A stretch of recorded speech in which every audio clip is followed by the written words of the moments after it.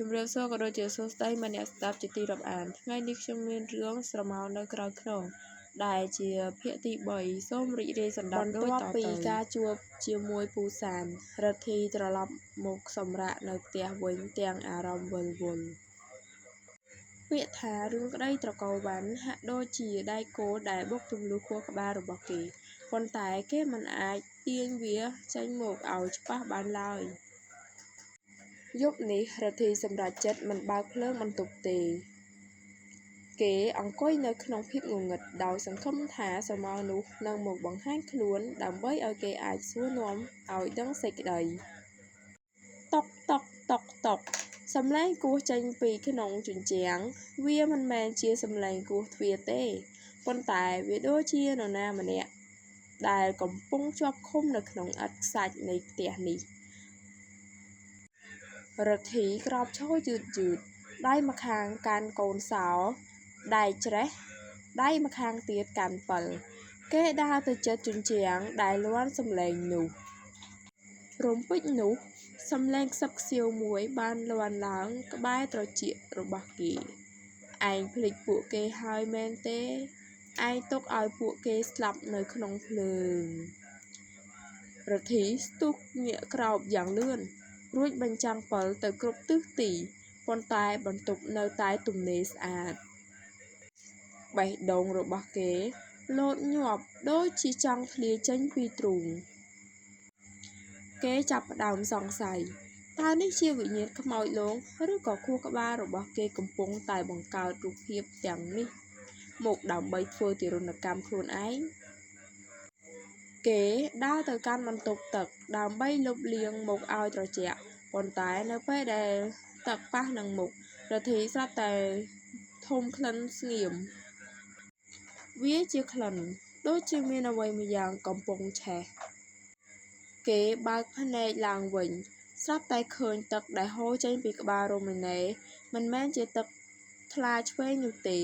ប៉ុន្តែវាជាទឹកដែលមានពណ៌ខ្មៅស្រអាប់និងមានកំទេចផេះអណ្ដែតមកជាមួយមិនពិតទេនេះគ្រាន់តែជាអារម្មណ៍ច្រឡំរដ្ឋីស្រែកខ្លាំងរួចយកកន្សែងមកជូតមុខនៅពេលគេមើលទៅក្នុងកញ្ចក់បន្ទប់ទឹកម្ដងទៀតគេឃើញស្រមោលនោះឈរនៅពីក្រោយខ្នងគេម្ដងទៀតប៉ុន្តែលើកនេះស្រមោលនោះមិនមែនជាដុំខ្មៅដែលគ្មានរូបរាងឡើយវាមានរូបរាងជាមនុស្សម្នាក់ដែលមានសម្លៀកបំពាក់រហែករហុយនិងមានស្នាមឆេះពេញខ្លួនវាលើកដៃដែលក្រៀមក្រោះនោះមកប៉ះនឹងស្មារបស់រដ្ឋីស្រែកទាំងភ័យខ្លាចរួចរត់ចេញពីបន្ទប់ទឹកមកដួលនៅកណ្ដាលផ្ទះក្នុងពេលនោះទូរស័ព្ទរបស់គេស្រាប់តែរោទ៍ឡើងវាជាលេខមិនស្គាល់អាឡូរដ្ឋីឆ្លើយទាំងដង្ហើមញាប់រដ្ឋីឈប់សើបទៅសំឡេងខាងចុងខ្សែគឺជាសំឡេងស្រីម្នាក់ដែលស្រទន់ប៉ុន្តែបង្កប់ទៅដោយភាពភ័យខ្លាចបើឯងនៅតែព្យាយាមចងចាំឯងនឹងត្រូវស្លាប់ដូចជាពួកគេដែរស្រមោលដែលតាមឯង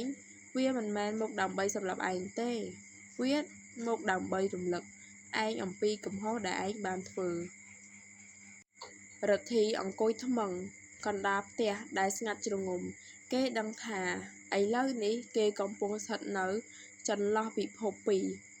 ពិភពនៃវិញ្ញាណដែលចង់ឲ្យគេដឹងការពិតនិងពិភពនៃមនុស្សរស់ដែលព្យាយាមបំបិទមាត់គេកូនសោមនៅក្នុងដៃរបស់គេស្រាប់តែឡើងកម្ដៅរដ្ឋីក្រឡេកមើលទៅកូនសោមរួចដឹងភ្លាមថាគេមិនអាចនៅស្ងៀមបានទៀតទេមិនថាស្រមោលនោះជាអ្វីក៏វាជាតម្រុយតែមួយគត់ដែលនាំឲ្យគេទៅរកការពិតកាលពី10 ឆ្នាំមុនរដ្ឋីប្រមូលសម្លៀកបំពាក់និងសម្ភារៈស៊ើបអង្កេតរួចដើរចេញពីផ្ទះទាំងកណ្ដាលអាធ្រាត្រគោលដៅរបស់គេគឺបណ្ណាល័យចាស់ដែលរក្សាទុកឯកសារកាសែតអំពីរឿងក្តីត្រកូលវ៉ាន់គេត្រូវដឹងឲ្យបានថាតើមានអ្វីកើតឡើងពិតប្រាកដនៅក្នុងភ្លើងឆេះផ្ទះនោះ ហើយតើគេមានចំណែកខុសអ្វីខ្លះនៅពីក្រោយគេក្បែររបងផ្ទះជួលស្រមោលខ្មៅនោះនៅតែឈរសម្លឹងមកមើលគេដើរចេញដោយមានភ្នែកពណ៌ក្រហមដូចរូងភ្នំភ្លើងហើយជាចុងក្រោយក៏សូមអរគុណដល់មិត្តអ្នកស្ដាប់ទាំងអស់គ្នាដែលបានចំណាយពេលដ៏មានតម្លៃស្ដាប់នៅការសម្រាយរឿងស្រមោលនៅក្រោយខ្នងភាគទី3នេះរហូតដល់ចប់សូមមេត្តារងចាំស្ដាប់នៅភាគទី4ជាបន្តទៀតសូមអរគុណនិងសូមជម្រាបលា